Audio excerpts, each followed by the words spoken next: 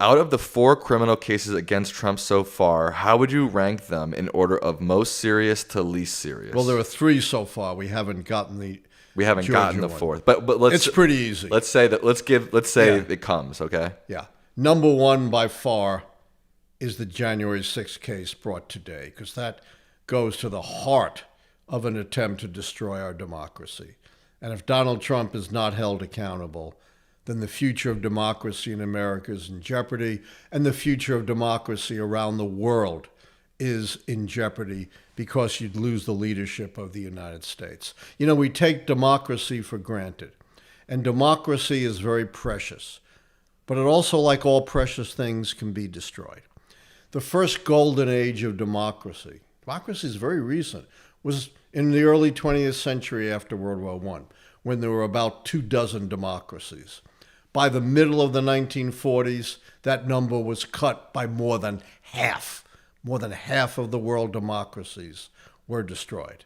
So you cannot take democracy for granted. That is by far the most serious.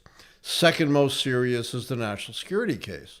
Again, it's not a documents case. It's a case involving Donald Trump undermining our national security by stealing these documents, mishandling them, and showing them to persons without clearance. And let me say this.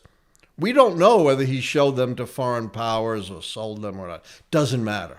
The intelligence community has to assume that our national security has been compromised, that those documents have not been secure, and bad foreign actors have gotten access to them. They have to assume that. Otherwise, they're putting our entire intelligence at risk, putting the lives of our operatives at risk.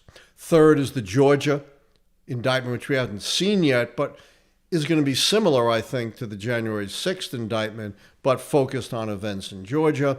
And last is the New York indictment for paying hush money and falsifying business records. There's your official ranking, folks. The Right. Allan Lichtman ranking of Trump. Written in stone. Written in stone, the Allan Lichtman ranking.